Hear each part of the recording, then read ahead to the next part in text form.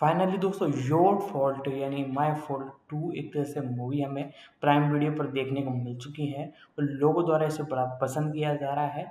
और इसका जो तीसरा पार्ट है वो भी हमें कंफर्म देखने को मिलेगा, जिस प्रकार से एंडिंग की गई है पार्ट 2 के अंदर। तो आज की इस वीडियो में हम इसकी जो थर्ड पार्ट हमें देखने को मिलने वाला है वो कब तक हमें देखने को मिलेगा और मेकर्स का क्या कहना है, उनकी pre production, releasing, casting, releasing date के बारे में पूरी जानकारी मैं इस वीडियो में आपको बताने वाला हूँ। तो वीडियो को जरूर से लाइक कीजिएगा, चैनल को सब्सक्राइब करके बेल आइकन दबाकर इसे ऑल पर सेट कर दीजिए। अब इसके बारे में हम जानना चालू करते हैं।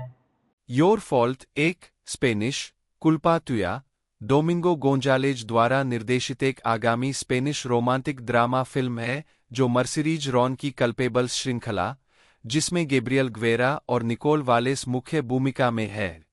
यह माई फॉल्ट 2023 का अनुवर्ती है। कथानक निक और नोआ के बीच रोमांस, जो अब क्रमशः विश्वविद्यालय और एक पेशेवर कैरियर शुरू कर रहे हैं, को एक प्रतिशोधी पूर्व प्रेमिका सहित नई बाधाओं का सामना करना पड़ता है।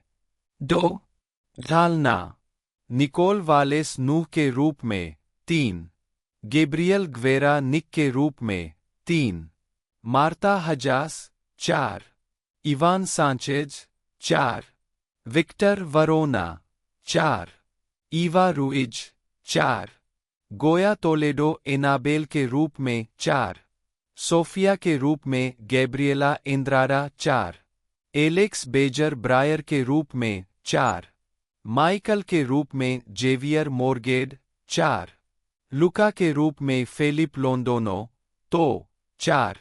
उत्पादन कुल्पा तुया, जो माई फॉल्ट का सीक्वल है, को तीसरी किस्त कुल्पा नुएस्त्रा के साथ शूट किया गया था। दोनों फिल्मों की संयुक्त शूटिंग फरवरी 2024 में मैद्रिद में पूरी हुई। 5 यह फिल्म पोकीप्सी फिल्म्स, एलेक्स रेला इग्लेसिया और कैरोलिना बैंक द्वारा निर्मित है। 5 मुक्त करना फिल्म 27 दिसंबर 2024 को रिलीज होगी।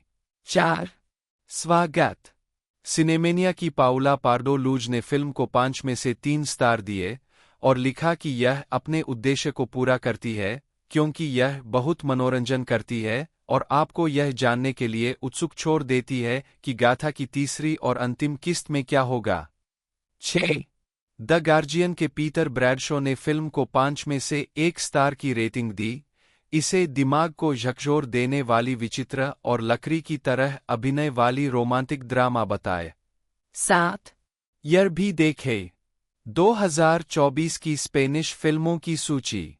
माई फॉल्ट स्पेनिश कुल्पा मिया 2023 की एक स्पेनिश रोमांटिक ड्रामा फिल्म है जिसका निर्देशन डोमिंगो गोंजालेज ने किया है और यह उनकी पहली निर्देशित फीचर लंबाई वाली फिल्म है जिसमें निकोल वालेस और गैब्रियल ग्वेरा ने अभिनय किया है।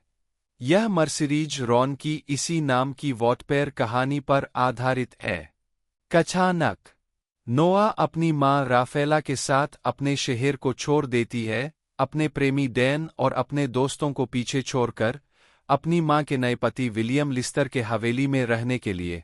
वह अपने सौतेले भाई निक से मिलती है और वे एक दूसरे से नफरत करने लगते हैं। विलियम एक डिनर का आयोजन करता है ताकि पूरा परिवार एक दूसरे को जान सके। डिनर के दौरान निक और नोआ एक दूसरे से भिड़ जाते हैं। नोआ को यह भी पता चलता है कि निक एक सर्फिंग चैंपियन है, कानून की पढ़ाई करता है और वह धूम्रपान भी करता है, जिसके बारे में उसके पिता और राफेला को पता नहीं है। निक काम के लिए डिनर के बीच में ही निकल जाता है। नोआ कहती है कि वह भी जा रही है, इसलिए विलियम और राफेला निक से नोआ को घर छोड़ने के लिए कहते हैं। निक और नोआह के बीच फिर से लड़ाई होती है, जिसका अंत निक द्वारा नोआह को बीच सड़क पर छोड़ने के साथ होता है। बाद में नोआह को निक के दोस्त मारियो द्वारा उठाया जाता है और उसे पता चलता है कि निक वास्तव में एक पार्टी में है। पार्टी में नोआह को पता चलता है कि निक एक प्लेबॉय है जो बहुत सी लड़कियों के साथ घूमता है। वह जेना, उसके प्रेमी लायन और निक की दोस्त अन्ना से मिलती है। नोआह और जेना जल्दी ही करीबी दोस्त बन जाते हैं। पार्टी के दौरान रॉनी का दोस्त टिपो नोहा को शराब पिलाने की कोशिश करता है। निक बीच में आता है, नोहा को बचाता है और उसे घर ले जाता है। नशे में धुत नोहा को सपना आता है कि उसकी मां पर किसी ने हमला कर दिया है। इस बीच निक नोहा के फोन का इस्तेमाल करके उसकी मां को संदेश भेजता है कि वह जेना के साथ मूवी देख रही है और उसने निक के साथ अपने विवाद सुलझा लिए हैं। बाद में उसे पता चलता है कि निक को भी रेसिंग का शौक है। नोआह और जेना ठीक उस समय रेस में शामिल होते हैं जब निक शुरू होने वाला होता है। हालांकि पहले तो उनका ध्यान भटकता है, लेकिन निक अपनी रेस जीत जाता है। नोआह जेना और लायन को भी आश्चर्यचकित करता है कि उसे रेसिंग के बारे में एक दो चीजें पता है, हालांकि वह कभी नहीं बताती कि उसे यह कैसे पता है। लायन भी अपनी रेस जीत जाता है। नोआह को डैन की एक तस्वीर मिलती है जिसमें वह अपनी सबसे अच्छी दोस्त बेत्ती को चूम रहा होता है, जिससे वह लियोनार्डो को चूम लेती है और वह इसकी तस्वीर लेने की कोशिश करती है। निक बीच में आता है और उसे जाने के लिए कहता है। चूंकि वह ऐसा करने के लिए अड़ी हुई है, निक उसे चूमता है और उसके लिए इसकी एक तस्वीर लेता है और फिर उसे कार में रहने के लिए कहकर चला जाता है जब तक कि जेना उसे लेने नहीं आती। नोआह गलती से कार स्टार्ट कर देती है और चूंकि कार स्टार्टिंग लाइन में थी, इसलिए उसे अगले रेसर के साथ रेस करनी पड़ी, जो रॉनी होता है। रॉनी का कहना है कि निक को रेस में भाग लेना था और उन्होंने धोखा दिया, जिससे वह विजेता बन गया। इसलिए निक को उसे 15,000 यूरो और वह पोर्श देना होगा जिसे वह चला रहा था। निक और रॉनी के बीच लड़ाई शुरू हो जाती है, जो जल्द ही एक गिरोह की लड़ाई में बदल जाती है। निक ने देखा कि नूह असहज है। जेना और लायन उसे निक की कार में ले जाते हैं। निक उनके साथ जुड़ जाता है और वे गाड़ी चलाकर चले जाते हैं। निक अपने पिता द्वारा आयोजित कंपनी के समारोह से खुद को दूर रखता है। समारोह के बाद निक घर आता है और कॉमन रूम में नूह को जोश से चूमता है। राफेला को लगता है कि नोआह परेशान है और वह डैन को अपने घर ले आती है। नोआह के मन में निक के लिए भावनाएं उठने लगती है और इसलिए वह डैन को दूर रखती है। निक रॉनी के साथ एक और हाथापाई में उलझ जाता है और घर वापस आकर घायल हो जाता है।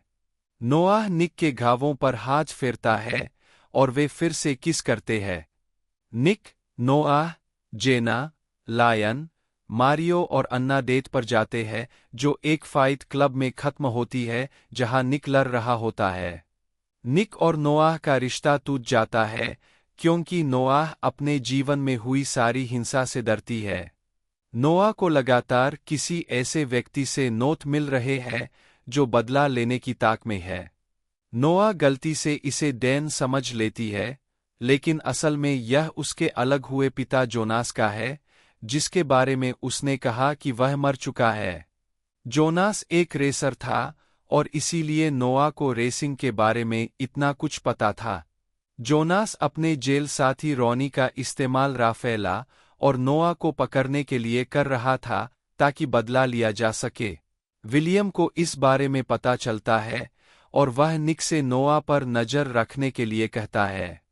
निक नोआह को कोठरी में बंद करने के बाद अन्ना से बचाता है और उसे घर ले जाता है। विलियम को निक और नोआह के बीच अवैध संबंध के बारे में पता चलता है। निक की अपनी मां की तरफ से एक और सौतेली बहन भी है, मैगी। निक और नोआह अपने रिश्ते को खत्म करने का फैसला करते हैं क्योंकि उनके माता पिता इसे स्वीकार नहीं करेंगे। हालांकि वे केवल समुद्र तट पर सेक्स करते हैं। बाद में जोनास के आदेश पर रोनी द्वारा नोआह का अपहरण कर लिया जाता है। विलियम और राफेला को नोट्स से पता चलता है कि जोनास इसके पीछे है। जोनास राफेला को फोन करता है और 1 मिलियन यूरो नकद मांगता है। विलियम और राफेला पुलिस के साथ आदान प्रदान करने जाते हैं। निक आता है और अपने पोर्श में बीमा ट्रैकर का उपयोग करके ठिकाने का पता लगाता है। जोनास को इसके बारे में पता चलता है और कार का पीछा शुरू होता है, जिसमें नोआह पोर्श चला रहा होता है, जहां जोनास उसे बंधक बनाकर रख रहा था। निक अपनी कार में एक इंस्पेक्टर के साथ उनका पीछा करता है। ढालना निकोल वालेस नोआ मॉर्गन के रूप में 1, निक लिस्टर के रूप में गैब्रियल ग्वेरा 1, राफाएला मॉर्गन के रूप में मार्ता हाजस 2, विलियम लिस्टर के रूप में इवान सांचेज 3, ईवा रुइज जेना के रूप में 2, विक्टर वरोना शेर के रूप में 2, रोनी के रूप में फ्रैन बेरेंगुएर 3, जोनास के रूप में इवान मास्कुए 1। उत्पादन यह फिल्म मर्सिरीज रॉन की वॉटपेर कहानी कुल्पा मिया पर आधारित है, जिसे बाद में पेंगुइन रैंडम हाउस द्वारा प्रकाशित एक पुस्तक त्रयी में विस्तारित किया गया। 4 यह पोकीप्सी फिल्म्स, एलेक्स रे ला इग्लेसिया और कैरोलिना बैंग का प्रोडक्शन है। 5 कोस्टा डेल सोल में शूटिंग स्थानों में टोरेमोलिनोस, मनिलवा और मार्बेला शामिल थे। 6 मुक्त करना यह फिल्म 8 जून 2023 को अमेजन प्राइम वीडियो पर शुरू हुई। 7 अमेजन प्राइम वीडियो के अनुसार फिल्म ने कथित तौर पर सेवा के इतिहास में किसी भी गैर-अंग्रेजी स्थानीय मूल के लिए सर्वश्रेष्ठ शुरुआती 3 दिवसीय दर्शकों के आंकड़े हासिल किए। स्वागत डेली एक्सप्रेस के लुकास हिलपॉल ने फिल्म को 5 में से 2 स्टार दिए, यह देखते हुए कि यह प्राइम वीडियो का अब तक का सबसे घटिया उपक्रम हो सकता है, लेकिन यह कम से कम एक आत्मजागरूक इशारा और 2 पसंद करने योग्य लीड के साथ आता है। NoDecider.com के जॉन सरबा ने माई फॉल्ट को एक नकारात्मक समीक्षा दी, इसे एक भयावह फिल्म माना, जिसमें पात्र अन्यथा बेस्वाद और अल्पविकसित थे। 10 माई फॉल्ट 2023 में दुनिया भर में अमेजन प्राइम वीडियो की सबसे लोकप्रिय फिल्म बन गई। 11 सीक्वल और रीमेक प्राइम वीडियो ने मर्सिरीज रॉन की पुस्तक त्रयी को पूरा करने वाले 2 सीक्वल के निर्माण को हरी झंडी दे दी है, कुल्पा तुया और कुल्पा नुएस्त्रा। दोनों सीक्वल में डोमिंगो गोंजालेज निर्देशन की जिम्मेदारी निभा रहे। मर्सिरीज रॉन लोपेज, जन्म 3 जून 1993, अर्जेंटीना की एक ऑडियोविजुअल लेखिका और संचारक है। वह कल्पेबल्स सागा के लिए जानी जाती है, जो एक त्रयी है जो वॉटपेर के जरिए जानी गई।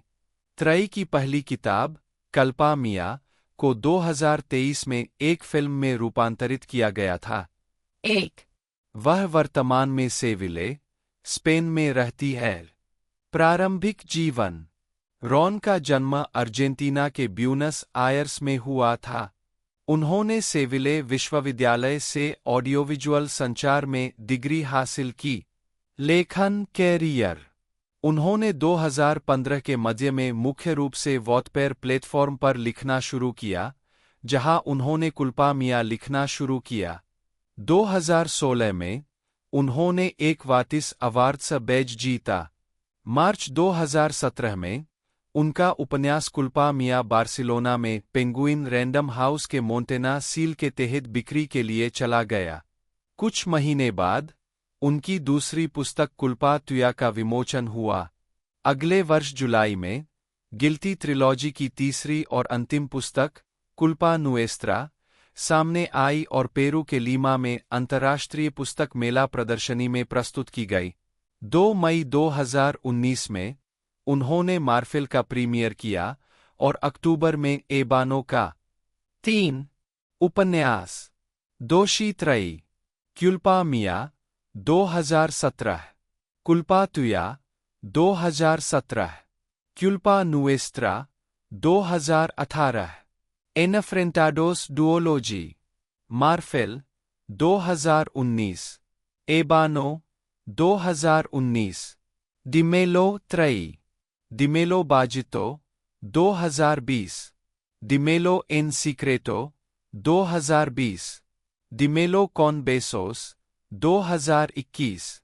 डे ला इग्लेसिया ने इसके बाद एमाई ग्रैन नोचे, माई बिग नाइट 2015 से सभी को आश्चर्यचकित कर दिया, जो एक सामूहिक फिल्म थी जिसने स्पेनिश गायक सुपरस्टार राफेल की 40 साल बाद सिनेमा में वापसी की।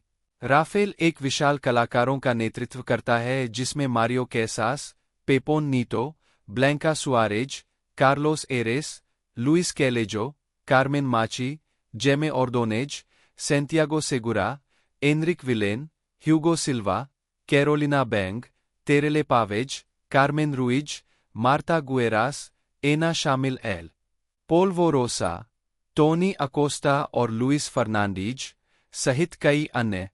एमआई ग्रेन नोचे इसके निर्देशक के लिए बॉक्सऑफिस पर एक और सफलता थी, जिसने इसकी लागत से लगभग 3 गुना अधिक कमाई की। 2017 में एलेक्स रेला इग्लेसिया ने 2 फिल्में रिलीज कीं।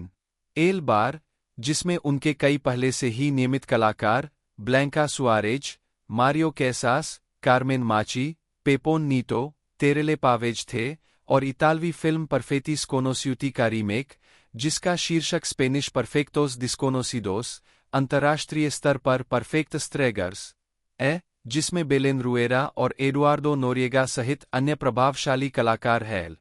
परफेक्टोस डिस्कोनोसिडोस निर्देशक की अब तक की सबसे बड़ी बॉक्सऑफिस वापसी थी, जिसमें लगभग 20 मिलियन यूरो की कमाई हुई थी। 9. पोकीप्सी फिल्म्स का उदय। 2009 में निर्माता कैरोलिना बैंग और एलेक्स रेला इग्लेसिया ने प्रोडक्शन पावरहाउस पोकीप्सी फिल्म्स की स्थापना की। बोल्ड, साहसी और अभिनव फिल्म निर्माताओं की एक नई पीढ़ी का पोषण करने के लिए निर्मित पोकीप्सी फिल्म्स ने सफल फीचर्स की एक प्रभावशाली स्लेट का निर्माण किया है, जैसे पेपर हाउस के निर्देशक कोल्डो सेरा की 7-0 bin Laden, 70 big ones, Eduardo Casanova की बहुपुरस्कार प्राप्त पाइल्स, स्किन्स और ला पिएटा, 13 जनवरी 2022 को नाटकीय रूप से रिलीज, एस्तेबन रोयल और जुआनफर एंद्रेस की मुसरनास, श्रेयस नेस्त, जिसमें उत्कृष्ट मैकारेना गोमेज ने अभिनय किया है, एलेक्स रेला इग्लेसिया की एल बार, इग नासियो टाटा की द चौक लाइन, अक्टूबर 2022 में 2 सप्ताह के लिए नेटफ्लिक्स में एंटू गैर अंग्रेजी भाषा की फिल्म, जेम बालगुएरो की वीनस, फरवरी 2021 में एलेक्स रेला इग्लेसिया ने अपने निर्देशन में एक नई फिल्म की शूटिंग की घोषणा की, जिसका निर्माण मेडियासेट एस्पाना ने अपनी प्रोडक्शन कंपनी के साथ मिलकर किया है।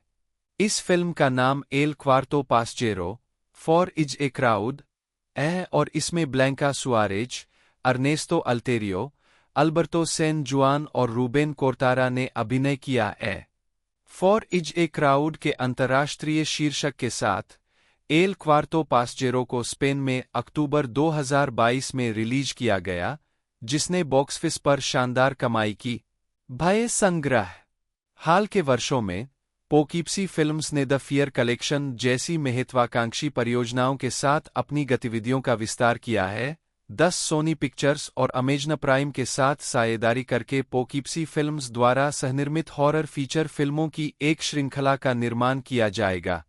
फिल्मों का निर्देशन कुछ उल्लेखनीय स्पेनिश फिल्म निर्माताओं जैसे कि जेम बालगुएरो, पाउला ओर्टिज और खुद एलेक्स रेला इग्लेसिया सहित कई अन्य द्वारा किया जाएगा।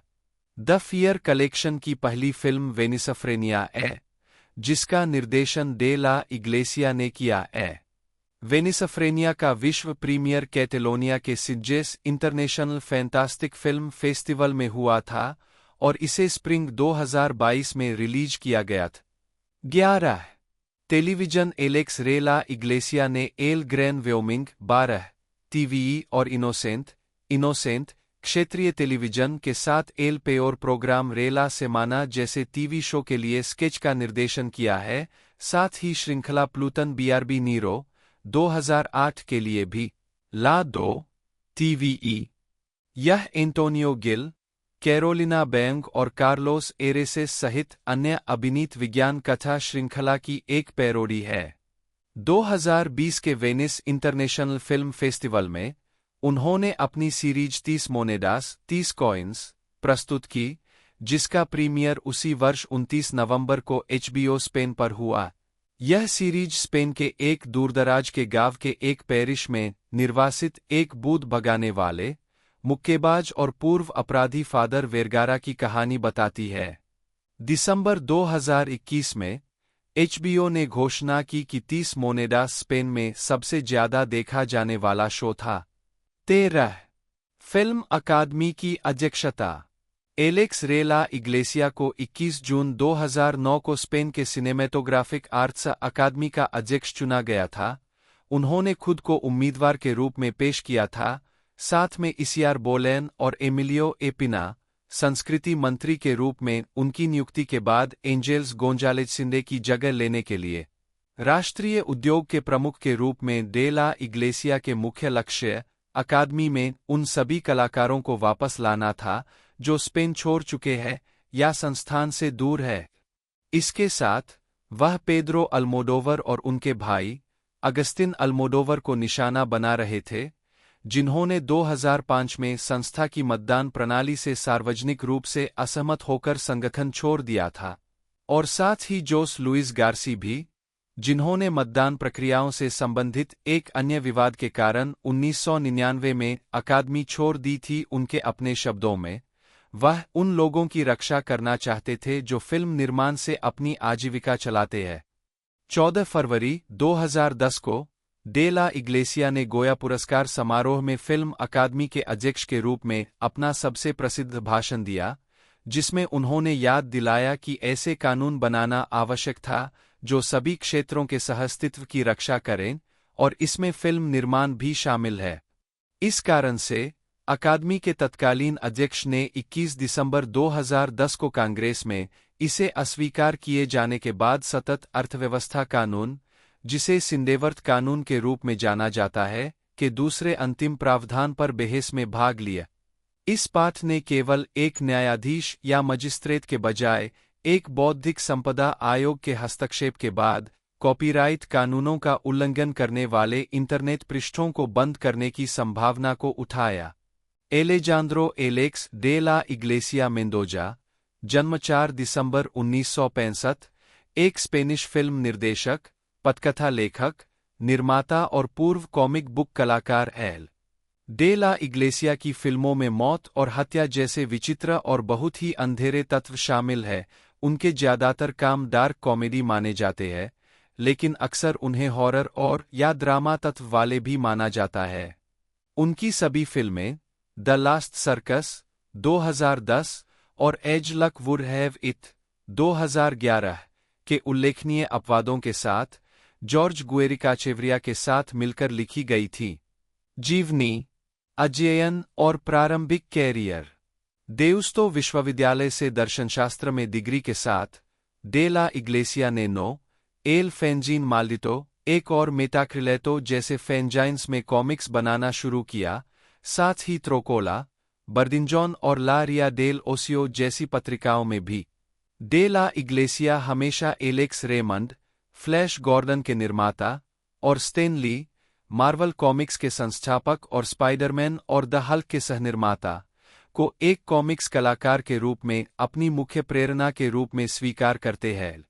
लगभग इसी समय 1986 और 1989 के बीच उन्होंने बिल्बाओ में स्पेन के पहले रोल गेम क्लबों में से एक, लॉस पेलोतास की स्थापना की। फिल्म उद्योग में अपनी शुरुआत में de la Iglesia Pablo Berger की लघु फिल्म मामा 1988 में कला निर्देशक थे, और फिर एनरिक अरबिजू की फीचर तोडो पोर ला पास्ता, एनीथिंग फॉर ब्रेन 1991 में। डे ला इग्लेसिया ने पहले ही एनरिक उर्बिजू और जोक्विन ट्रिनकाडो के साथ मिलकर उनकी पहली फिल्म तू नोविया एस्ता लोका 1988 का पोस्टर डिजाइन किया था। एलेक्स डी ला इग्लेसिया की पहली लघु फिल्म मिरिंडास असेसिनास 1991 4 ने पेद्रो अल्मोडोवर का ध्यान आकर्षित किया, जिनकी प्रोडक्शन कंपनी एल डेसियो ने डे ला इग्लेसिया की पहली फीचर फिल्म एक्सियोन म्यूटेंट विज्ञानफाई एक्शनर में सहयोग किया था। 1993 बेस्टिया का दिन डे ला इग्लेसिया की अगली फिल्म ने उन्हें स्पेनिश सिनेमा के सबसे महत्वपूर्ण निर्देशकों में से एक के रूप में स्थापित किया। एल दिया डे ला बेस्टिया 1995 जॉर्ज गुएरिकाचेवरिया के साथ लिखी गई थी, तब से एलेक्स रे ला इग्लेसिया की अधिकांश फिल्मों में सहपटकथा लेखक रहे हैं। अंतर्राष्ट्रीय स्तर पर the day of the beast के रूप में रिलीज हुई इस फिल्म ने 6 गोया पुरस्कार जीते, जिसमें सर्वश्रेष्ठ निर्देशक का पुरस्कार भी शामिल है। इस फिल्म ने सैंटियागो सेगुरा को स्पेन के सबसे प्रसिद्ध अभिनेताओं में से एक बना दिया और अभिनेत्री तेरेले पावेज को वापस लाया, जो 2017 में अपने निधन तक उनकी फिल्मों में नियमित रूप से काम करती रही। मावरिक निर्देशक। इसके बाद डे ला इग्लेसिया अंतर्राष्ट्रीय दर्शकों को ध्यान में रखकर बनाए गए प्रोडक्शन को स्पेनिश सांस्कृतिक स्वाद के करीब अन्य प्रोडक्शन के साथ जोड़ रहे हैं, लेकिन सभी में उनकी शानदार बुद्धि, अक्सर डार्क और कभी-कभी विचित्र हास्य की भावना भी देखने को मिलती है। कई दिग्गज स्पेनिश अभिनेता और अभिनेत्रियों ने उनके निर्देशन में काम किया है, जिसमें कार्मेन मोरा से लेकर मारिया एस्केरिनो तक, साथ ही Rosie Perez, Elijah Wood, John Hurt या सल्मा हायेक जैसे कई हॉलीवुड सितारे शामिल हैं। उन्होंने पर्दिता डुरांगो 1997 में जेवियर बाररेम, रोजी पेरेज और जेम्स गंडोल्फिनी के प्रदर्शन का निर्देशन किया। मुर्तोस रे रिसा में सैंटियागो सेगुरा और El Gran Wyoming, Dying of Laughter 1999, La Comunidad में कार्मेन मोरा, मैनुअल तेजादा और पाका गैबलन, Commonwealth 2000, Sancho Gracia, Angel de Andres Lopez और यूसेबियो पोंसेला 800 बाला में, 800 बुलेट्स 2002, क्रिमेन फेरपेक्टो में गिलर्मो टोलेडो, मोनिका सेरवेरा और किरा मिरो, फेरपेक्ट क्राइम 2004 और एलिजा वुर, लियोनोर वाटलिंग और जॉन हर्ट इन द क्रिमेनेस डी ऑक्सफोर्ड, द ऑक्सफोर्ड मर्डर्स 2007, बल्दा त्रिस्टे रे ट्रोम्पेटा। उनकी फिल्म बल्दा त्रिस्टे रे ट्रोम्पेटा, द लास्ट सर्कस 2010 को 67वें वेनिस अंतर्राष्ट्रीय फिल्म महोत्सव में 2 पुरस्कार मिले, अर्थात सर्वश्रेष्ठ पटकथा के लिए ओसेला और सर्वश्रेष्ठ निर्देशन के लिए सिल्वर लायन। इसे 2011 में 15 गोया पुरस्कारों के लिए भी नामांकित किया गया था, जिसमें सर्वश्रेष्ठ निर्देशक, सर्वश्रेष्ठ फिल्म और सर्वश्रेष्ठ मूल पटकथा शामिल है। इसे सर्वश्रेष्ठ मेकअप और सर्वश्रेष्ठ विशेष प्रभाव के लिए पुरस्कार प्राप्त हुए। जब फिल्म अमेरिका में सिनेमाघरों में खुली तो न्यूयॉर्क टाइम्स ने एक शानदार लेख में फिल्म की प्रशंसा की। 5 बॉक्स ऑफिस हिंट्स, लास ब्रूजस डी जुग्रामुर्डी और परफेक्टोस डेस्कोनोसिडोस। 2011 में डे ला इग्लेसिया ने ला चिस्पा de la Vida, as luck would have it release किया, जिसमें जोस मोता और सल्मा हायेक ने अभिनय किया और तटीय स्पेनिश शहर कार्ताजेना में शूट किया गया। 2013 लास ब्रूजस डी जुगरामुर्डी, विचिंग एंड बिचिंग का वर्ष था, जो एलेक्स रे ला इग्लेसिया की सबसे सफल फिल्मों में से एक है, जिसे दर्शकों और आलोचकों द्वारा सराहा गया। उन्होंने 2012 की शरद ऋतु में एक व्यापक कलाकारों की टुकड़ी के साथ इसकी शूटिंग शुरू की, जिसमें कार्मेन मोरा, मैक्रेना गोमेज, ह्यूगो सिल्वा, मारियो कैसास, कैरोलिना बैंग, तेरेले पावेज और पेपोन नीटो और सैंटियागो सेगुरा और कार्लोस एरेस के कुछ कैमियो शामिल थे। यह फिल्म 27 सितंबर 2013 को स्पेन में रिलीज हुई और 6M की कुल लागत के साथ 14.6 मिलियन यूरो की कमाई करते हुए प्रासंगिक व्यावसायिक सफलता हासिल की। 6 इसे 8 गोया से सम्मानित किया गया।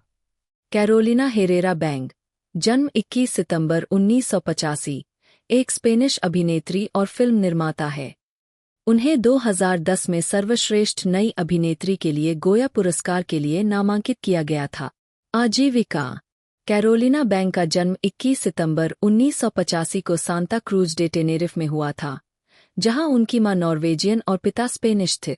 बचपन में उनका परिवार मैड्रिड चला गया, जहां उन्होंने पॉलिटेक्निक यूनिवर्सिटी में तकनीकी वास्तुकला में स्नातक की उपाधि प्राप्त की, जबकि साथ ही साथ फिल्म संस्थान में अभिनय का अध्ययन भी किए। 1 मनोरंजन के क्षेत्र में उनके शुरुआती प्रयास थिएटर कंपनी प्रोजेक्टो कथारिस के सदस्य के रूप में थे, जहां वे 6 साल तक रहीं, और ला सेक्स्टा के कार्यक्रम एल इंटरमीडियो पर एक टीवी होस्ट के रूप में। 2008 में उन्होंने प्लूटोन बीआरबी नीरो श्रृंखला में अपनी पहली प्रमुख भूमिका के साथ टेलीविजन अभिनय में कदम रखा, जिसमें उन्होंने लोर्ना की भूमिका निभा। 2010 में द लास्ट सर्कस में उनके प्रदर्शन के लिए उन्हें सर्वश्रेष्ठ नई अभिनेत्री के लिए गोया पुरस्कार में नामांकन मिला। 2011 में वह टेलेसिंको श्रृंखला द लैंड ऑफ वुल्वेस के कलाकारों में शामिल हुई। 2013 में बैंग ने एलेक्स डे ला इग्लेसिया द्वारा निर्देशित फिल्म विचिंग एंड बिचिंग में अभिनय किया। एक साल बाद वह एंटेना 3 श्रृंखला वेलवेट और फिल्म श्रूज नेस्ट में दिखाई दी। 2016 में सीरीज विक्टर रोज के दूसरे सीजन में भाग लिया और 2017 में वह एडुआर्डो कैसानोवा द्वारा निर्देशित फिल्म स्किन्स के कलाकारों का हिस्सा थीं। कैरोलिना बैंग का सबसे प्रतिष्ठित पहलू एक फिल्म निर्माता के रूप में है, जिसमें फीचर फिल्मों और टेलीविजन श्रृंखला में 20 से अधिक क्रेडिट है। उनमें से अधिकांश की शुरुआत उनकी अपनी कंपनी पोकीप्सी फिल्म से हुई थी, जिसकी स्थापना 2014 में उनके पति, फिल्म निर्देशक और निर्माता एलेक्स डे ला इग्लेसिया के साथ की गई थी। उन्होंने हाल के स्पेनिश सिनेमा में उल्लेखनीय शीर्षक का निर्माण किया है, जिसमें आमतौर पर हॉरर, कॉमेडी, थ्रिलर और फिल्म नोयर शैलियाँ शामिल हैं। सबसे प्रमुख फिल्मों में the heroes of evil, Errementari, perfect strangers, four's a crowd, shrew's nest, 70 big ones और साथ ही HBO मैक्स सीरीज 30 कॉइन्स है। HBO मैक्स के लिए कैरोलिना बैंग ने हेडलेस चिकेन्स के लिए कार्यकारी निर्माता के रूप में भी काम किया। इसके अतिरिक्त उन्होंने फिल्म 3 माई फॉल्ट की सफल पहली किस्त का निर्माण किया, जो दुनिया भर में प्राइम वीडियो के इतिहास में सबसे ज्यादा देखी जाने वाली गैर-अंग्रेजी भाषा की फिल्म बन गई। 4. कैरोलिना बैंग कॉमेडियन ईवा हैचे के निर्देशन की पहली फिल्म अन माल दिया लोटियन क्यूलक्विएरा की निर्माता भी है। 2020 में यह घोषणा की गई थी कि पोकीप्सी फिल्म्स ने सोनी पिक्चर्स और अमेजन प्राइम वीडियो के साथ मिलकर द फियर कलेक्शन S बनाया है। 5. जो दुनिया भर में वितरण के साथ पूर्ण लंबाई वाली हॉरर फिल्मों का एक लेबल है। द फियर कलेक्शन की पहली 2 फिल्में वेनिस फ्रेनिया थीं, जिसका निर्देशन एलेक्स डे ला इग्लेसिया ने किया था और यह अप्रैल 2022 में रिलीज होगी, और जैम बालगुएरो की वीना। 3. जिमिना सबाडू S की एनाटेमा S 2024 में रिलीज के लिए स्लेट की गई है। उसी वर्ष नेटफ्लिक्स के लिए पोकीप्सी फिल्म सीरीज 1992 शीर्षक से लॉन्च की जाएगी। हाल ही में उन्हें टेनेरिफ में इस्ला कैलावेरा फेस्टिवल में एसेस वेंचर लाइफटाइम अचीवमेंट अवार्ड 6 मिला, एक ऐसा पुरस्कार जो उन कैनेरियन लोगों के प्रक्षेपवक्र को पहचानना चाहता है जिन्होंने अपनी प्रतिभा को द्वीप समूह से शैली की सीमाओं तक ले गए हैं। फिल्मोग्राफी, अभिनय, भूमिकाएं, वर्ष अंग्रेजी शीर्षक, स्पेनिश शीर्षक, प्रारूप, भूमिका, नोट्स। 2007 मैद्री, मॉस्को मैद्री, मॉस्को लघु फिल्म लड़की। 2008 मुझे बताओ कि मैं तुमसे प्यार करता हूँ लघु फिल्म पूर्व प्रेमिका। कहानीकार, इतिहास के अग्रदूत लघु फिल्म देखभाल करना। Pluto BRB Nero, Pluton BRB Nero TV श्रृंखला लोर्ना 200809। 2009 पाको के पुरुष टीवी श्रृंखला माया अजकारेते 1 एपिसोड। सफल पेल्स के बाहर टीवी श्रृंखला मरीना फर्नांडीज। 2010 आखिरी सर्कस बेलारा त्रिस्ते डे त्रोम्पेता पतली परत नतालिया नामांकित सर्वश्रेष्ठ नई अभिनेत्री के लिए गोया पुरस्कार। 2011 036 लघु फिल्म सुजाना। रास्पुतिन का खंजर, रास्पुतिन का दंगा, पतली परत लुरमिला। ऐदा आयदा टीवी श्रृंखला स्वयं 1 एपिसोड। भेड़ियों की भूमि, धरती का किनारा टीवी श्रृंखला इनेस 201114। जैसा कि किस्मत में होगा, जीवन की चीख, पतली परत पिलर। 2012 पास्कल की शर्त, पास्कल का उपदेश लघु फिल्म एस्तेफानिया। 2013 चुड़ैल और बिचिंग जुगरामुर्दी के महल, पतली परत ईवा। 2014 मार्ग में परिवर्तन, मार्ग परिवर्तन, पतली परत जूलिया। श्रू का घोंसला, मुसरनास, पतली परत एलिसा। ब्लाइंड डेट्स, कृपया उद्धरण दें टीवी श्रृंखला कोवाडोंगा। मखमली टीवी श्रृंखला वेरोनिका लागो 1 एपिसोड। 2 लोगों के लिए मेनू 2 अला मेसा, पतली परत बेले। 2015 वही त्वचा ला मिस्मा पिएल लघु फिल्म महिला। मेरी बड़ी रात मेरा बड़ा दिन पतली परत क्रिस्टीना। 2016 कल और कल आयर या मनाना लघु फिल्म महिला। भविष्य वह नहीं रहा जो पहले था, भविष्य वह नहीं है जो हम चाहते हैं, पतली परत लुइसा। वेब थेरेपी टीवी श्रृंखला इसाबेल वलेरो। विक्टर रोस टीवी श्रृंखला मैडम डी सुबेरविक। 2017 खाल पिएल्स पतली परत मनोचिकित्सक। निरे अजनबी परफेक्टोस डिस्कोनोसिडोस पतली परत। डोरियन टीवी श्रृंखला डोरियन 7-2018। निर्माता एनो शीर्षक निदेशक नोटस। 2014 श्रू का घोंसला मुसरनास जुआनफर एंद्रेस और एस्तेबन रोयल पतली परत। 2015 बुराई के नायक माल के नायक जो बेरियात्युआ पतली परत। 2016 कल और कल आयर या मनाना रोद्रिगो रुइज गैलार्डोन लघु फिल्म। 2017 खाल पिएल्स एडुआर्डो कैसानोवा पतली परत। बार एलेक्स रे ला इग्लेसिया पतली परत। त्रुटिया पॉल उर्किजो पतली परत। निरे अजनबी परफेक्टोस डिस्कोनोसिडोस एलेक्स रे ला इग्लेसिया पतली परत। 2018 जीवन में एक बार फिर एलेक्स रे ला इग्लेसिया लघु फिल्म। सितारों में जो बेरियात्युआ पतली परत। 70 बड़े लोग 70 बिन लादेन कोल्डो सेरा पतली परत। 2019 क्या हो रहा है कोनो? आप क्या चाहते हो? मार्ता जेनेस और रोजा मार्केज वृत्तचित्र। 2022 वेनेसियाफ्रेनिया एलेक्स रे ला इग्लेसिया पतली परत। चाक रेखा जौला इग्नासियो ताते पतली परत। ला पियादाद एडुआर्डो कैसानोवा पतली परत। 4 की भीड़ एल क्वार्टो पासाजेरो एलेक्स रे ला इग्लेसिया पतली परत। शुक्र जैमे बालगुएरो पतली परत। 2023 मेरी गलती क्युल्पा मिया डोमिंगो गोंजालेज पतली परत। 2024 किसी का भी दिन खराब होता है, एक दिन पहले से ही बहुत कुछ ईवाहचे पतली परत। एनाटेमा जिमिना सबाडू पतली परत।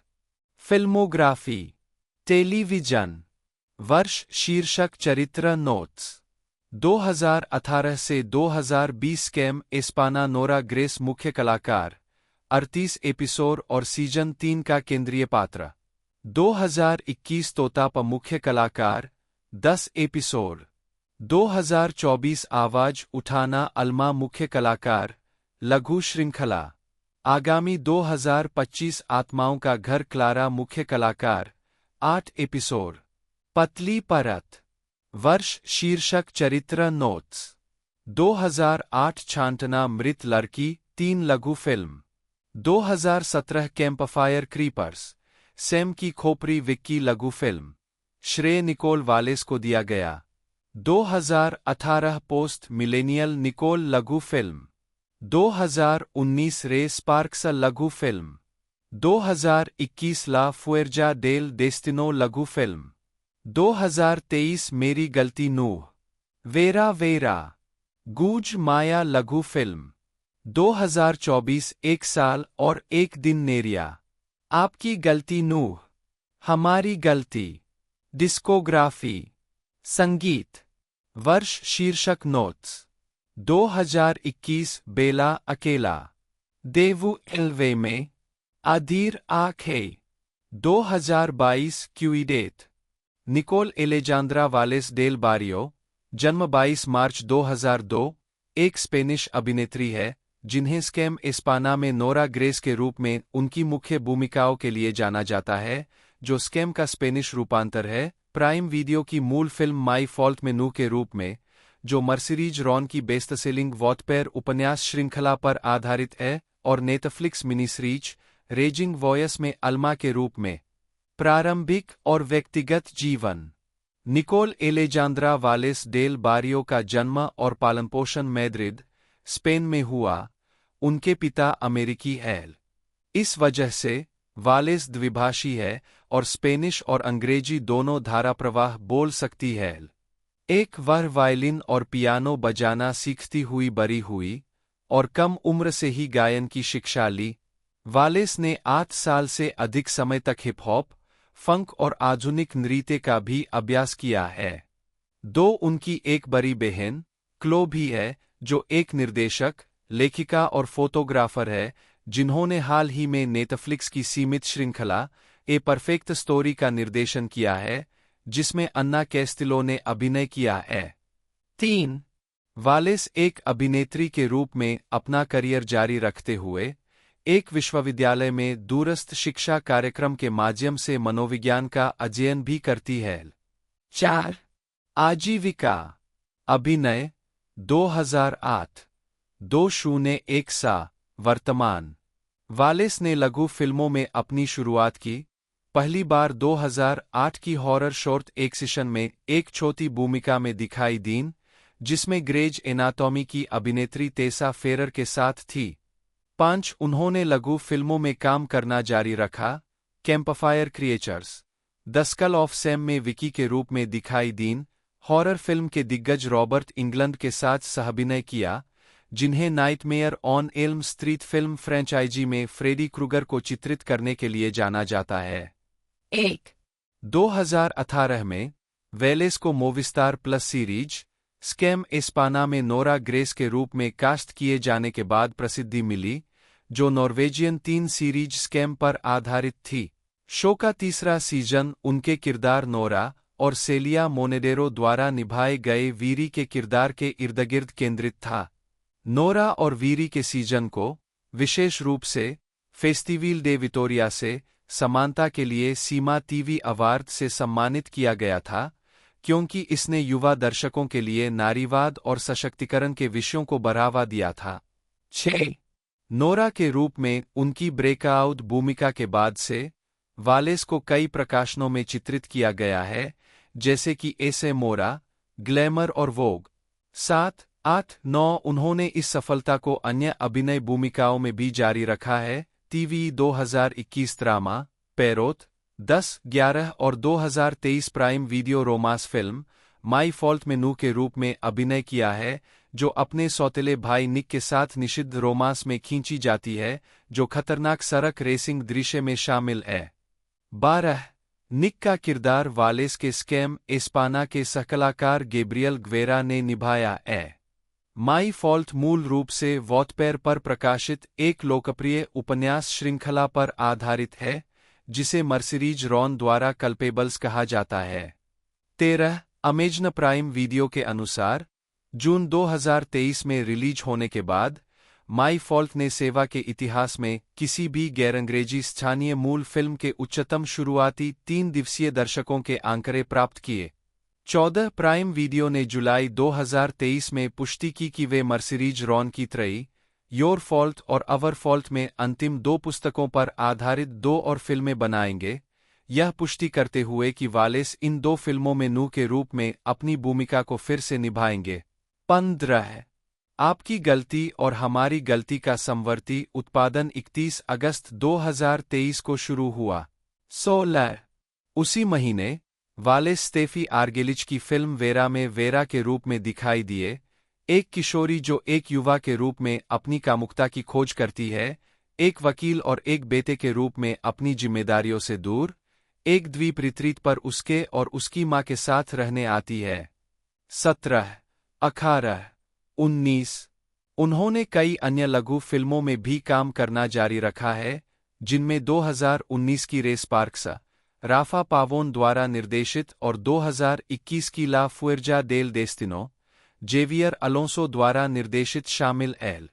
20 वह 2023 की लघु फिल्म इको में माया के रूप में और 2024 की फिल्म अन एनो वाई अन दिया में नेरिया के रूप में भी दिखाई दीं।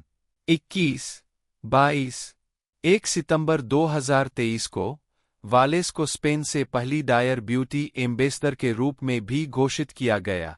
वह उसी महीने बाद में डायर और अन्य संबंधित ब्रांड इवेंट्स में 2023 पेरिस फैशन वीक के दौरान दिखाई दीं। 23, 24 मई 2024 में Wallace Netflix television mini series नी ऊना मास एस में दिखाई दिए, जो मिगुएल सेज कैरल एस के इसी नाम के उपन्यास पर आधारित है, अल्मा के रूप में, एक किशोरी जो अपने बलात्कार के बारे में बोलकर अपने हाई स्कूल में यथास्थिति को बदल देती है।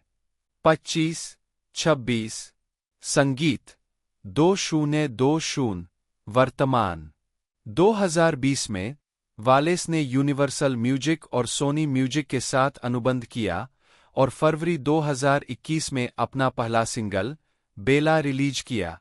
बेला ने उस साल स्पेन में शीर्ष 50 वायरल गानों में से एक के रूप में शुरुआत की, जिसके तुरंत बाद सिंगल्स देवुएल्वे में और इम्पेशेंट आइज रिलीज हुए। एक चौथा सिंगल क्यूइडेट 2022 में रिलीज किया गया। आवर्ती सहयोगी एलेक्स रेला इग्लेसिया की फिल्मों में आमतौर पर ऐसे अभिनेता और अभिनेत्रियां होती है जिन पर उन्हें पूरा भरोसा होता है और जिनके साथ उन्होंने पहले भी काम किया है। इनमें सबसे प्रमुख है सैंटियागो सेगुरा, जिन्हें उन्होंने फीचर फिल्म में अपनी पहली भूमिका की पेशकश की थी, लेकिन मारियो कैसास और कार्लोस एरेसेस भी अक्सर दिखाई देते हैं क्योंकि वे तेरेले पावेज और एलेक्स एंगुलो की बहुत याद आते थे। एंटोनियो रे ला तोरे, एनरिक विलेन, सेकुन रे ला रोजा या मैनुअल तेलाफे भी उनकी फिल्मों में नियमित रूप से दिखाई देते हैं, अक्सर बहुत ही ठोस सहायक भूमिकाओं में। जॉर्ज गुएरिकाचेवरिया उनके लगभग सभी कामों में उनके सहपटकथा लेखक रहे हैं।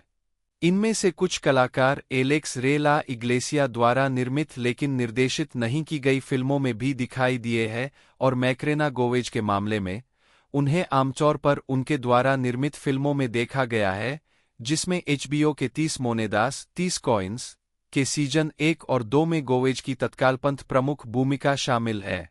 पुस्तकें 1997 में उन्होंने पायसोस एन ला लावाडोरा, clowns in the washing machine उपन्यास प्रकाशित किया। 2014 में उन्होंने अपना दूसरा उपन्यास रिक्वेडेम क्यू ते ओडी remind me to hate you प्रकाशित किया। 2022 में नोर्मा संपादकीय ने एक ग्राफिक कलाकार के रूप में एलेक्स रे ला इग्लेसिया के पहलू पर निबंधों का संकलन आर्ते वाई एंसायो जारी किया। गैब्रियल एलेजांद्रो ग्वेरा मोरेयो, जन्म 6 फरवरी 2001, एक स्पेनिश फ्रांसीसी अभिनेता और मॉडल है जिन्हें स्कैम एस्पाना में क्रिस्टियन क्रिस मिरालेस हारो और फिल्म माई फॉल्ट में निक लिस्टर की भूमिका के लिए जाना जाता है। प्रारंभिक जीवन, शिक्षा और व्यक्तिगत जीवन। गैब्रियल एलेजांद्रो ग्वेरा मोरेयो का जन्म और पालनपोषण मैद्रिद, स्पेन में हुआ था।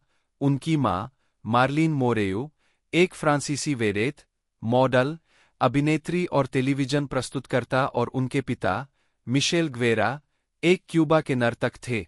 वह स्पेनिश और फ्रेंच दोनों में द्विभाषी है और अंग्रेजी में कुशल है। 3 अपने माता-पिता की तरह वह कम उम्र में ही कलात्मक गतिविधियों की ओर आकर्षित हो गए थे, विज्ञापन अभियानों में भाग लेने और एक अतिरिक्त के रूप में छोटी अभिनय भूमिकाएं करने के साथ-साथ औपचारिक नृत्य प्रशिक्षण भी लिया। 3 उन्होंने 2018 में इंस्टीट्यूटो लोपे डी वेगा से परफॉर्मिंग आर्ट्स में स्नातक की उपाधि प्राप्त की। आजीविका, फिल्म और टेलीविजन 2018 वर्तमान 2018 के अंत में ग्वेरा ने स्कैम एस्पाना के पहले सीजन में क्रिस्टियन मिरालेस हारो के रूप में अपना टेलीविजन डेब्यू किया। स्कैम का स्पेनिश रूपांतरण एक नॉर्वेजियन 3 ड्रामा सीरीज जो किशोरों के दैनिक जीवन और उनके संघर्षों पर केंद्रित थी। वह सीजन 1 और 2 के बीच सीरीज के 12 एपिसोड में दिखाई दिए। 4 इसके बाद वह अमांडा कर्नेल की 2018 की फिल्म चार्टर में मैनुअल के रूप में और 2020 की सेनोरस डेल HAMPA में क्रिस्टोफर के रूप में दिखाई दिए। उसी वर्ष टेलीविजन सीरीज राइडर्स में सैमू के रूप में भी दिखाई दिए। 3 चार्टर को बाद में 93वें अकादमी पुरस्कारों में सर्वश्रेष्ठ अंतर्राष्ट्रीय फीचर फिल्म के लिए स्वीडिश प्रविष्टि के रूप में चुना गया था, लेकिन शॉर्टलिस्ट नहीं किया गया। 5 ग्वेरा की अगली बड़ी भूमिका 2020 की टीवी सीरीज HIT में आई, जो एक अपरंपरागत शिक्षक के बारे में एक हाई स्कूल ड्रामा है जिसे परेशान संस्थानों को बदलने का काम सौंपा गया है। 6 वह 2 सीजन के लिए मुख्य किरदारदारियों के रूप में दिखाई दिए। 2022 में ग्वेरा ने पैरामाउंट प्लस की मूल श्रृंखला बॉस में कोरियोग्राफर नाचो दुआतो के रूप में अतिथि भूमिका निभाई। 7 और prime video movie tomorrow is today में युवा चार्ली के रूप में दिखाई दिए। टुमारो इज टुडे प्लेटफॉर्म के लिए निर्मित पहली मूल स्पेनिश फिल्म थी। 8 उन्होंने स्कैम एस्पाना के मुख्य लेखक एस्तिबालिस बर्गलेटा के साथ Netflix series You Are Not Special के लिए असियर के रूप में फिर से काम किया और उसी वर्ष HBO Max series How to Screw Everything Up में फ्रेंड के रूप में दिखाई दिए। 9 10 ग्वेरा की अब तक की सबसे बड़ी भूमिका 2023 की prime video romance film my fault में निक लिस्टर के रूप में रही है, जो खतरनाक स्ट्रीट रेसिंग दृश्य में शामिल है और बाद में अपनी सौतेली बहन नोआ के साथ एक अवैध रोमांस शुरू करता है, जिसे उसके स्कैम एस्पाना सह कलाकार निकोल वालेस ने निभाया है। 11 माई फॉल्ट मूल रूप से वॉटपेर पर प्रकाशित एक लोकप्रिय उपन्यास श्रृंखला पर आधारित है, जिसे मर्सिरीज रॉन द्वारा कल्पेबल्स कहा जाता है।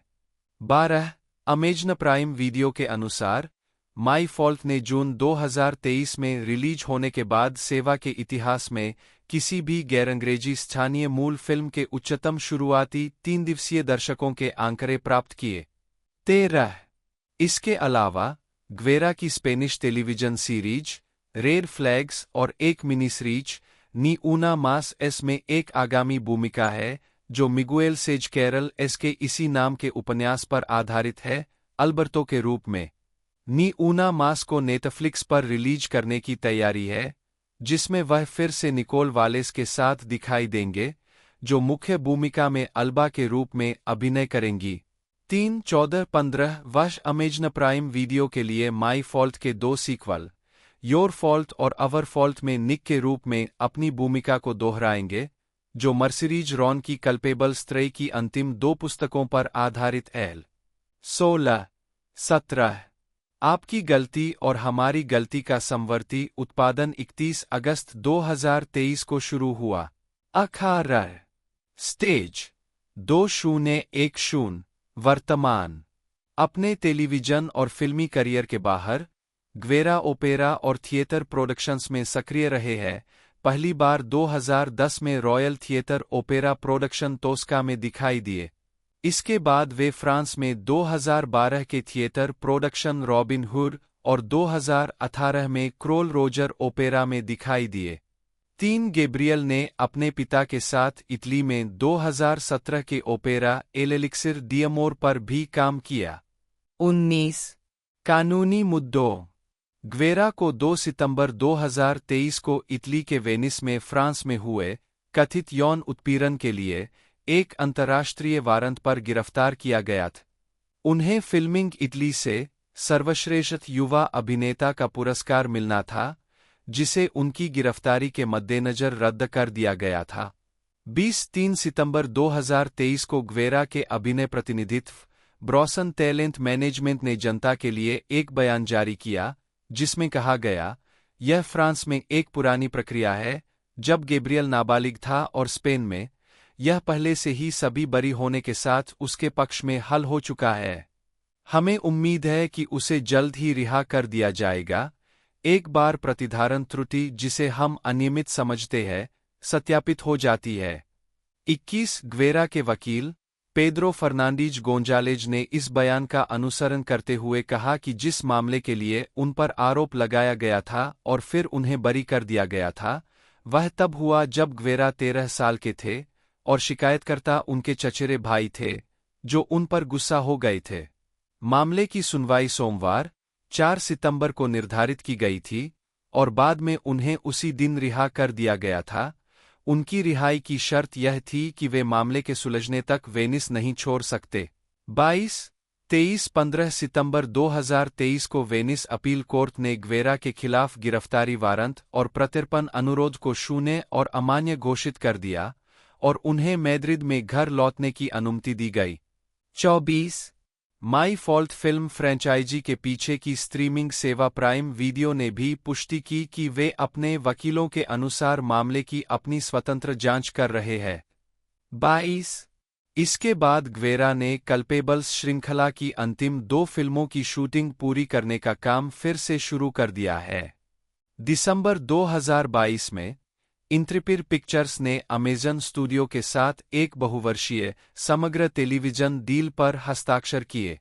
23 स्टूडियो कल्वर सिटी में सबसे बड़े नियोक्ताओं में से एक है, जिसके मुख्यालय और उत्पादन सुविधाओं में लगभग 2,700 कर्मचारी हैं। 24 जनवरी 2023 में क्रिटिकल रोल प्रोडक्शंस ने अमेजन स्टूडियो के साथ एक बहुवर्षीय समग्र टेलीविजन और फुर्स्तलुक फिल्म डील पर हस्ताक्षर किए। 25 मार्च 2023 में प्राइम वीडियो के बजाय एयर को दुनिया भर के सिनेमाघरों में रिलीज करने के निर्णय के जवाब में यह घोषणा की गई थी कि अमेजन ने यूनाइटेड आर्टिस्ट रिलीजिंग को बंद कर दिया था और वितरक के संचालन को एमजीएम में बदल दिया था, जिससे क्रीड 3 अमेजन के स्वामित्व में बाद वाले स्टूडियो द्वारा वितरित की जाने वाली पहली फिल्म बन गई। 26 इसके अलावा मार्च में जो क्वेसारा ने अमेजन स्टूडियो के साथ एक विशेष फुर्स्तलुक डील पर हस्ताक्षर किए और स्टूडियो ने इमेजिन एंटरटेनमेंट के साथ एक बहुवर्षीय फुर्स्तलुक फिल्म डील पर भी हस्ताक्षर किए। 27-28 मई 2023 में अमेजन स्टूडियो ने अमेजन एमजीएम स्टूडियो डिस्ट्रीब्यूशन बनाया, जो अमेजन और एमजीएम परियोजनाओं के लिए एक अंतर्राष्ट्रीय फिल्म और टेलीविजन वितरण इकाई है। 29 वितरक की पहली फिल्में साल्टबर्न थीं, जिसका प्रीमियर 30 अगस्त 2023 को तेलुराइड फिल्म फेस्टिवल में हुआ। Sitting in bars with cake, जिसे 8 सितंबर 2023 को प्राइम वीडियो पर रिलीज किया गया, और ए मिलियन माइल्स अवे, जिसे 15 सितंबर 2023 को प्राइम वीडियो पर रिलीज किया गया। सभी 3 फिल्में एमजीएम बैनर के माध्यम से रिलीज की गईं। 4 अक्टूबर 2023 को स्थानीय मूल के लिए मुद्रीकरण के स्टूडियो के निदेशक पाब्लो इकोविएलो ने मैद्रिद में टीवी फोरम इबरसीरीज एंड प्लेटिनो इंडस्ट्रिया में घोषणा की इसके परिणामस्वरूप मॉन्स्टर क्रिएटिव द्वारा डिजाइन किया गया ऑनस्क्रीन 2016 एनिमेटेड अमेजन स्टूडियो लोगो भी सेवानिवृत्त हो जाएगा और सितंबर 2023 तक सभी फिल्म निर्माण आगे बढ़ेंगे, जिसकी शुरुआत बेकर स्टूडियो द्वारा डिजाइन किए गए 2021 एमजीएम लियो द लायन लोगो के साथ होगी। 32 दिसंबर 2023 में अमेजन एमजीएम स्टूडियोज ने वॉरहैमर 40,000 के निर्माता गेम्स वर्कशॉप के साथ इसके पात्रों और कहानियों को फिल्म और टेलीविजन के लिए अनुकूलित करने का सौदा किया। ब्रिटिश अभिनेता हेनरी कैविल को कार्यकारी निर्माता और अभिनेता के रूप में शामिल करने वाले इस समझौते से अमेजन एमजीएम को वॉरहैमर 40,000 थीम वाली फिल्में और टीवी शो बनाने में मदद मिलेगी। 33 जनवरी 2024 में अमेजन ने Amazon MGM studio, prime video और ट्विच में सैकड़ों छंटनी की घोषणा की ताकि हमारे व्यवसाय की दीर्घकालिक सफलता के लिए हमारे निवेश को प्राथमिकता दी जा सके, जबकि हम लगातार इस बात पर ध्यान केंद्रित कर रहे हैं कि हम अपने ग्राहकों के लिए सबसे ज्यादा क्या जानते हैं। 34 मार्च 2024 अप्रैल 2024 में अमेजन एमजीएम ने फैंडंगो एट होम, रॉटन टोमाटोज और आईट्यून्स के साथ मिलकर ग्राहकों को स्टूडियो के शताब्दी वर्ष के हिस्से के रूप में सीमित समय के लिए एमजीएम लाइब्रेरी से 100 फिल्मों का 100 आवश्यक फिल्में बंडल पेश किया। 35 उसी महीने उन्होंने जेक गिलेनहाल के 9 स्टोरीज प्रोडक्शंस बैनर के साथ 3 साल का फुर्स्तलुक डील साइन किया, जिसके लिए वे उन फिल्मों पर पहली नज़र डालेंगे जिन्हें बाद वाली कंपनी थिएट्रिकल और स्ट्रीमिंग रिलीज के लिए बनाना चाहती है, जिसमें म्यूजिकल फन होम का फिल्म रूपांतरण भी शामिल है। 36 जुलाई 2024 में कंपनी ने एक लेबल के रूप में 1 दशक से अधिक की निष्क्रियता के बाद यूनाइटेड आर्टिस्ट्स के पुनरुद्धार की घोषणा की, जिसमें नेटफ्लिक्स में पूर्व फिल्म प्रमुख और यूनिवर्सल पिक्चर्स के उपाध्यक्ष स्कॉट स्टूबर के साथ बहुवर्षीय साझेदारी में प्रवेश किया। सौदे के तहत स्टूबर यूनाइटेड आर्टिस्ट्स के लिए अपनी नवगठित प्रोडक्शन कंपनी के तहत फिल्मों का निर्माण करेंगे, जिसमें स्टूबर नए सिरे से पुनर्जीवित बैनर द्वारा जारी सभी परियोजनाओं में शामिल होंगे। 37 पुरस्कार 2015 में ट्रांसपेरेंट अमेजन स्टूडियो द्वारा निर्मित पहला शो था जिसने एक प्रमुख पुरस्कार जीता और स्ट्रीमिंग मीडिया सेवा द्वारा निर्मित पहला शो जिसने सर्वश्रेष्ठ टेलीविजन श्रृंखला, संगीत या कॉमेडी उर्फ सर्वश्रेष्ठ श्रृंखला के लिए गोल्डन ग्लोब पुरस्कार जीता।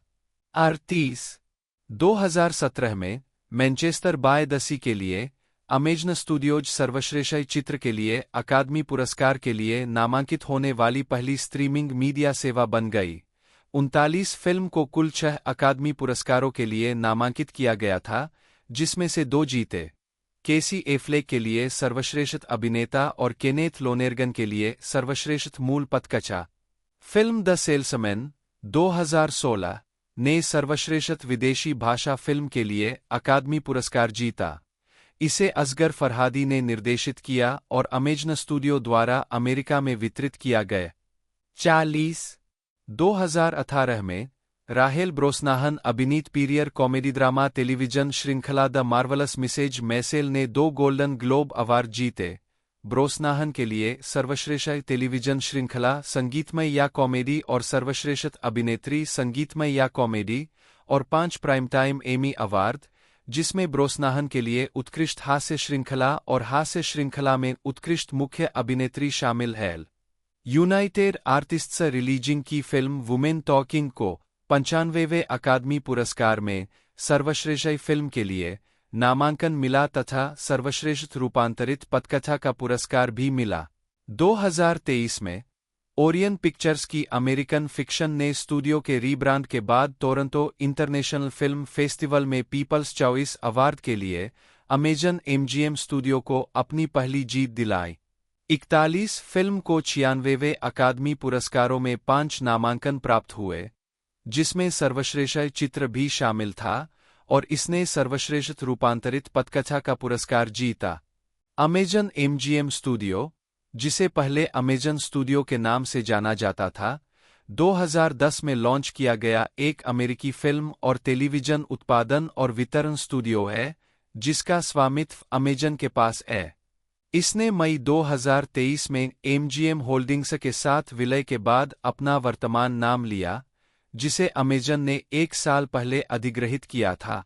3 सितंबर 2023 तक इस स्टूडियो के प्रोडक्शंस मुख्य रूप से मेट्रो गोल्डविन मेयर लेबल और अमेजन की अपनी स्ट्रीमिंग मीडिया सेवा अमेजन प्राइम वीडियो के तहत मूवी थिएटरों के माध्यम से वितरित किए जाते हैं।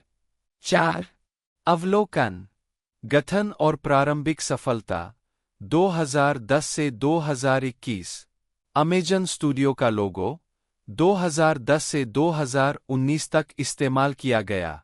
टेलीविजन और फिल्मों की स्क्रिप्ट पहले अमेजन पर ऑनलाइन सबमिट की जाती थी, 5 और कर्मचारियों द्वारा पढ़ी जाती थी। हालांकि वेबसाइट बताती है कि वे अब सबमिशन स्वीकार नहीं करते हैं।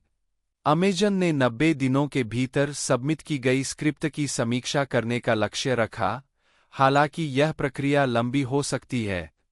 यदि किसी प्रोजेक्ट को विकास के लिए चुना जाता था, तो लेखक को $10,000 का भुगतान किया जाता था।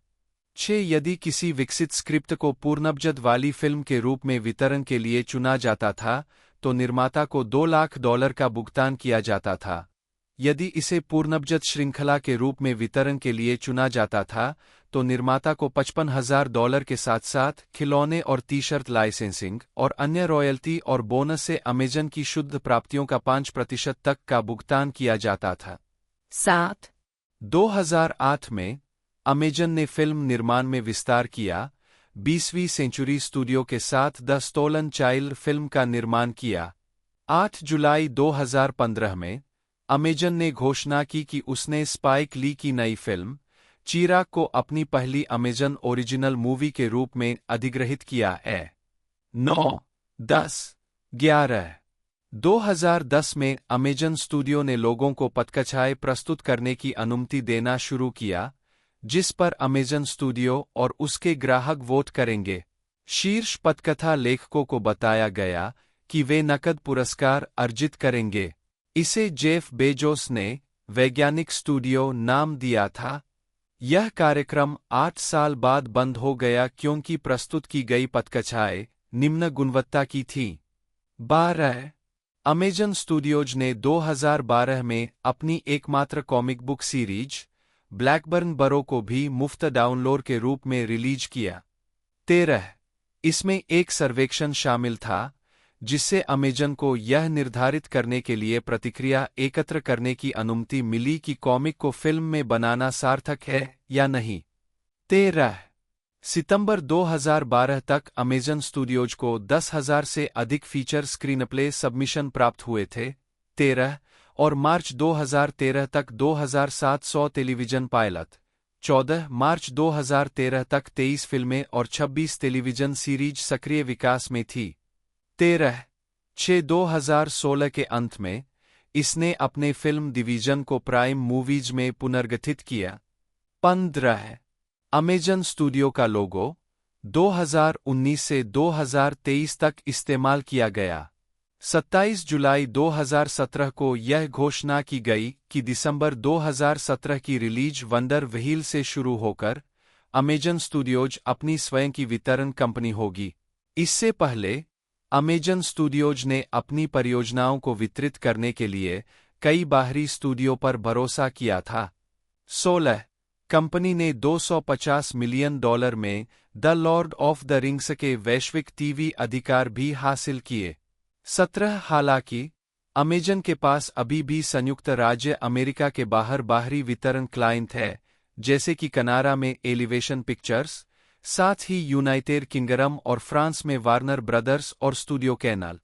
अप्रैल 2018 में अमेजन स्टूडियोज ने घोषणा की कि वे अब पटकथाओं के खुले सबमिशन स्वीकार नहीं करेंगे, ताकि वे जिन फिल्म निर्माताओं के साथ काम करते हैं उन्हें केवल उन लोगों तक सीमित कर दें जिनके साथ स्टूडियो ने कामकाजी संबंध स्थापित किए हैं, और उभरते हुए लोगों को अपनी परियोजनाओं को पेश करने से रोक दें, उन्हें अनचाही सामग्री और उनके साथ काम करने के लिए उल्लेखनीय और प्रतिभाशाली नहीं मानते हुए। 18 एमजीएम का अधिग्रहण और रीब्रांडिंग। 2021 वर्तमान मई 2021 में अमेजन स्टूडियो की मूल कंपनी ने मेट्रो-गोल्डविन-मेयर एमजीएम का अधिग्रहण करने के लिए बातचीत शुरू की। 26 मई 2021 को यह घोषणा की गई कि स्टूडियो को अमेजन द्वारा $8.45 बिलियन में अधिग्रहित किया जाएगा, जो विनियामक अनुमोदन के अधीन है। अमेजन स्टूडियो और अमेजन प्राइम वीडियो के साथ एक लेबल के रूप में काम करना जारी रखेगा। 3 Amazon United artists releasing MGM और अन्नपूर्णा पिक्चर्स का संयुक्त वितरण उद्यम के साथ साझेदारी करना जारी रखेगा, जो एमजीएम शीर्षकों को केस बाय केस आधार पर नाटकीय रूप से संचालित और रिलीज करना जारी रखेगा। अगस्त 2021 में यह बताया गया कि स्टीवन प्रिंज ने स्टूडियो के साथ एक समग्र टीवी डील और फर्स्ट लुक डील साइन की है। 19 सितंबर 2021 में यह बताया गया कि ब्रायन ओतानो ने अमेजन स्टूडियो के साथ एक डील साइन की है। 20 इसके अलावा सितंबर में एडी मर्फी ने अमेजन स्टूडियो के साथ first look film deal sign की थी। 21 जनवरी 2022 में वेस्टब्रुक ने अमेजन स्टूडियो के साथ एक बहुवर्षीय फर्स्ट लुक डील साइन की। उसी महीने अमेजन स्टूडियो ने 87 नॉर्थ प्रोडक्शंस के साथ 10 अंकीय डील साइन की। नवंबर 2022 में यह घोषणा की गई कि जेनिफर साल्के को अमेजन स्टूडियो के अलावा एमजीएम की फिल्म और टेलीविजन डिवीजनों का पूरा नियंत्रण दिया जाएगा, जिसमें ब्रियर्टन सीईओ के पद से हटकर एमजीएम प्लस और एमजीएम अल्टरनेटिव टेलीविजन के लिए पीवीएस कॉर्पोरेट रणनीति के उपाध्यक्ष बनेंगे। संपत्ति यह भी देखें। एमजीएम होल्डिंग्स संपत्ति, फिल्म निर्माण और वितरण, मेट्रो-गोल्डविन-मेयर, यूनाइटेड आर्टिस्ट्स और ओरायन पिक्चर्स के लोगो, जो स्टूडियो की प्राथमिक फिल्म इकाइयां एल। Metro Goldwyn Mayer, United Artists, Orion Pictures, Orion Classics, American International Pictures, Prime Movies, Amazon Content Services, Amazon MGM Studios वितरण, television, MGM Television, MGM Alternative Television, MGM International Television, MGM On Demand, MGA, UA Television, Big Fish Entertainment LLC, अर्धचंद्र चित्र, Evolution Media, Evolution Film and Tape, Inc dot, Gato Grande productions, Mexican उद्यमियों Miguel Aleman और Antonio Cue के साथ संयुक्त उद्यम, light workers media, Orion television, channel, MGM